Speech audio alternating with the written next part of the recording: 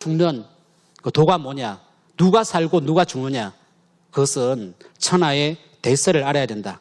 대세는 가을 추살입니다. 추살의 이 대세, 판도를 알아야 생기, 살 기운이 붙어 있고 이 대세에 무지하면 사기, 죽을 기운밖에 없다. 우리가 무지를 아는 것이 곧 그 앓음의 시작이다. 소크라테스가 한 말인데요. 이 천지의 철을 아는 것이 앓음의 시작이고 죽음을 아는 것이 곧 삶의 시작이다라고 말씀드릴 수가 있습니다. 대세가 뭐냐? 우리가 이 세계자연기금에서 2014년 그 지구 생명 보고서에 이런 내용이 올라왔었는데요. 그 2013년부터 어머니 지구가 1.5개가 더 있어야만이 인류가 생존할 수 있다. 어머니 지구 몸 하나로는 현재의 인류를 수용할 수 있는 것은 불가능하다는 그런 선언을 했습니다. 그럼 앞으로 2030년 되면 지구가 2개, 2050년이 되면 지구가 3개가 있어야 인간이 살 수 있는 집으로 볼 수 있다. 이런 얘기거든요. 그러니까 여러분들 과연 우리가 지구를 계속 더 만들어야 하는지 아니면 진짜 성장을 멈춰야 되는지. 자연이라는 것은 반드시 정화의 힘이 있습니다. 자연의 힘은 스스로 치유를 합니다. 그리고 정화의 힘이 있습니다. 그래야 이 자연의 변화라는 것은 영원성이 있는 거거든요. 천지의 도는 낳기만 낳는 게 아닙니다. 천지의 대덕은 생이라고도 하지만 생을 위해서 결국은 추살이 들어오는 거거든요. 왜? 거기에는 개벽에는 진화의 계획이 있기 때문에. 과연 우리가 그러면 어떻게 이 성장을 멈춰야 되는가? 우주의 영원한 근본 질서는 탄생하고 성장하고 수확, 수렴을 하고 그 다음에 저장, 휴식을 하는 겁니다. 이 시간의 순환의 질서, 정신을 우리가 다시 한번 깊이 새겨보고 이것은 하루살이나 한 가정이나 지구 일련이나 우주 일련이나 어떤 이 시스템의 어떤 원리는 동일합니다. 생장, 염장입니다. 우주 안에 존재하는 모든 것은 이 순환의 이치에 의해서 돌아가는데 계속 탄생만 하면 외면 성장만 하면 과연 어떻게 되냐? 그것은 다 무너지는 거거든요. 그래서 성장을 거두고 내면의 성숙으로 들어간다.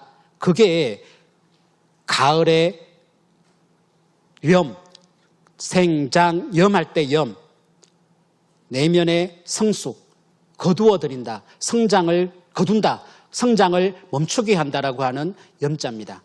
여기가 이제 우리 인류가 맞이하는 그 시간대에 우리가 지금 살고 있는 거거든요. 정화의 시간대입니다. 그러면 과연 어떻게 이 정화가 이루어지는지 그걸 한번 영상을 통해서 살펴보도록 하겠습니다. 천지 1월의 질서를 다스리시는 대우주의 통치자 증산상제님이 일찍이 역사의 대세를 전쟁과 병난으로 선언하셨고 앞으로 싸움이 날만하면 병난이 날 것이니 병난이 곧 병난입니다. 앞으로 세계전쟁이 일어납니다. 그때는 인력으로 말리지 못하고 오직 병이라야 말리느니라. 선천상극의 원한의 역사를 끝낼 최후의 한판 승부. 앞으로 지구의 문명사가 뒤바뀌는 마지막 천지 대전쟁입니다. 전쟁이 있는 곳에 언제나 전염병도 함께 있습니다. 전염병은 전쟁의 승패를 넘어 인류 문명의 질서를 송두리째 바꾸는 신의 손길로 작용합니다. 때문에 앞으로 닥쳐올 팬데믹은 단순한 바이러스와의 전쟁이 아니다. 돌아보건대 선천 봄 여름철의 분열과 성장 중심으로 달려온 인류는 부천 가을의 통일과 성숙을 향한 상생 대통합의 새로운 시대로 넘어가는 대전환기를 맞이합니다. 이게 어떻게 정화가 되고 어떻게 이 동서양 판을 균형되게 고를 수 있는가? 그것은 상제님 말씀을 보면 병으로 씻어내고 병으로 동서양의 판을 고른다라고 하는 말씀을 해 주셨는데요.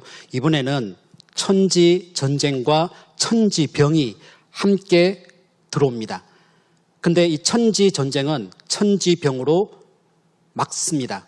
그것은 가을이 오는 그 추수살의 그 병난, 그 병난의 어떠한 이치를 알게 되면 우리가 이렇게 알 수 있는데요. 우리가 가을은 숙살지기라고 하죠.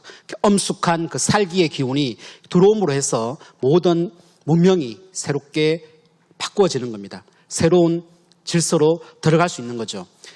왜 이러한 전쟁과 병이 발생하는지, 이 세상의 어떠한 모순 대립의 문제는 과연 무엇인지를 상제님께서는 이렇게 말씀을 해 주셨습니다.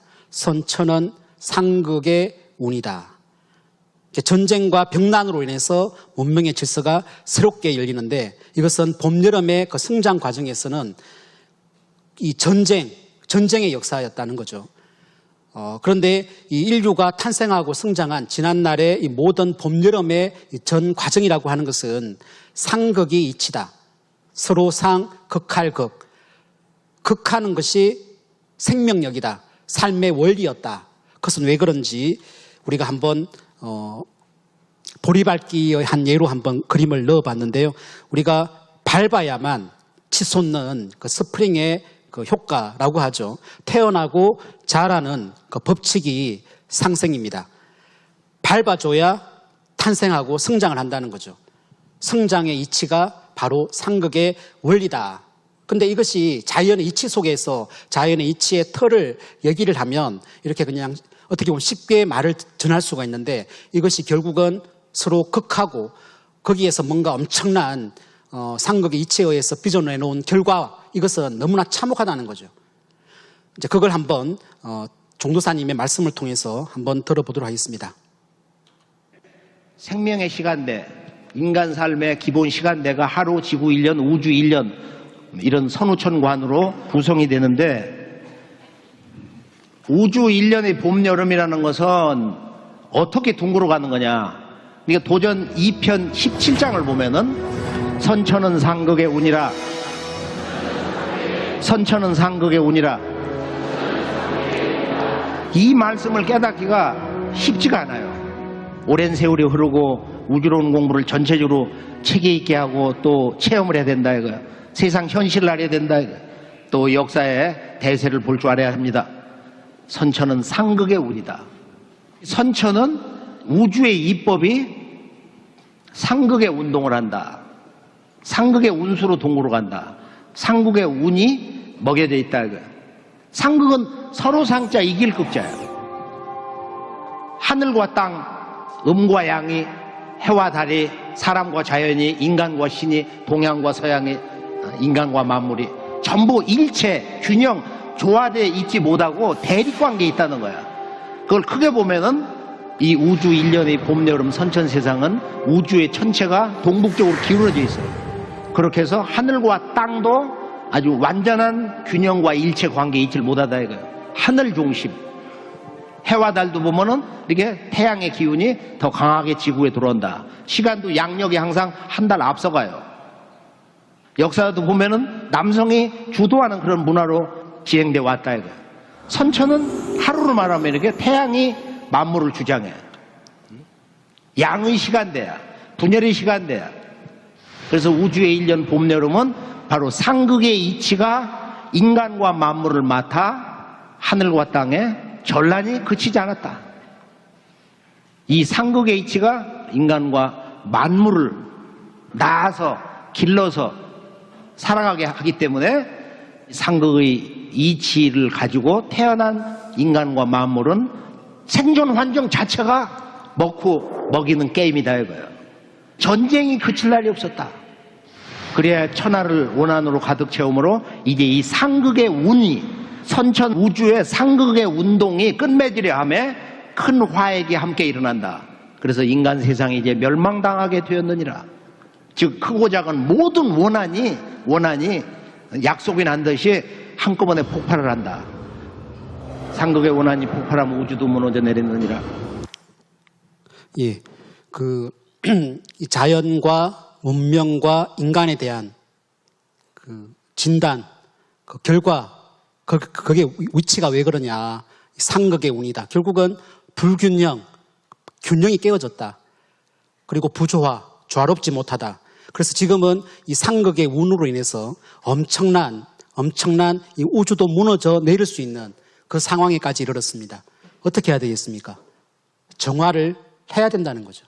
그거는 자연의 뜻이기도 하고 이것은 신의 뜻이기도 하고 인간이 열망하는 꿈이기도 합니다. 뭔가 이 대자연의 문명에 큰 변화가 있지 않고는 우리 인류는 이제는 살 수가 없습니다. 자, 화면을 한번 보시죠. 모든 문제는 불균형, 부조화에서 발생을 합니다. 지금은 이 자연도 인간도 문명도 이 상극의 운으로 해서 균형이 깨어진 거죠. 대세는 뭐냐? 그 대세라는 것은 세벌개벽입니다. 세벌개벽으로 해서 이 자연과 인간과 문명이 갱생을 해야 된다는 겁니다. 문제는 불균형이고 해결은 다시 태어나야 된다는 거죠. 그래서 이 문명이라는 것은 남북 상실험으로 해서 판을 마친다라고 하는 상견례 말씀이 있는데 이 남북의 상실험이 동서양 전쟁으로 확대되면서 천지전쟁, 이번에 이 마지막 끝판 전쟁을 이번에 우리 인류가 치르게 됩니다. 그 문명개벽과 그 다음에 인간개벽, 가을 자연의 이치에서 오는 추수알의 기운에 응해서 인간의 명줄이 끊어지는 그런 병난이 3년에 걸쳐서 오게 됩니다. 그리고 자연개벽, 그 자연개벽은 타원, 지축, 경사가 이것으로 인해서 인류의 인간의 역사, 문명, 문화를 만들어 왔었는데 성장의 원동력이었는데 그게 너무나 지금은 한계에 이르렀기 때문에 지구 자체, 우주 자체의 그 정화로 해서 타원이 정원으로 지축 경사가 정립을 함으로 해서 정음, 정량의 시간대로 진입을 한다는 겁니다.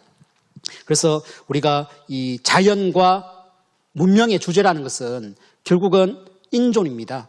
인간을 위한, 인간 존엄을 위해서 자연과 문명은 만들어지고 순환의 이치로 끊임없이 단 1초도 쉬지 않고 순환 운동을 하고 있는데 그 중심의 주제는 인존이거든요. 그래서 개벽의 완성은 자연 개벽으로 해서 청갱생이 되고 그리고 문명 개벽은 지갱생으로 다시 태어나는 거죠. 선의 문명으로 다시 태어납니다. 인간 개벽은 인갱생으로 이번에 완성이 되는 건데 이 세벌 개벽의 큰 의미는 인간 개벽에 있습니다. 인간의 완성, 인갱생에 있는 거죠. 그러나 이 세벌 개벽이 후천에 들어가는 그 관문인데 이것을 알리는 첫 신호탄이 뭐냐? 그것을 상제님과 태모님께서는 시두, 천년두다라고 하는 말씀을 해 주셨습니다. 잠깐 한번 영상을 보도록 하겠습니다. 전염병이 문명과 역사의 흐름을 바꿔놓았다는 윌리엄 맥닐의 말처럼 앞으로 올 대병난은 삼천문화의 전 영역을 무너뜨리고 상생의 새 질서를 여는 가을 개벽의 서윗발 대병난입니다. 머지않아 가을맞이 병난의 본론인 치사율 최대 95%의 시두 대발이 있습니다. 앞으로 시두가 없다가 때가 되면 대발할 참이니 만일 시두가 대발하거든 병겁이 날 줄 알아라. 시두의 때를 당하면 태울 줄을 읽어야 살 수 있느니라. 팬데믹의 시대, 이제 인류의 일상의 화두는 위기관리입니다. 생활 속에서 염염불망 태울주 수행을 실천하며 도장을 중심으로 유김을 조직해 만법 가운데 제일인 의통법을 전수받아야 살아날 수 있습니다.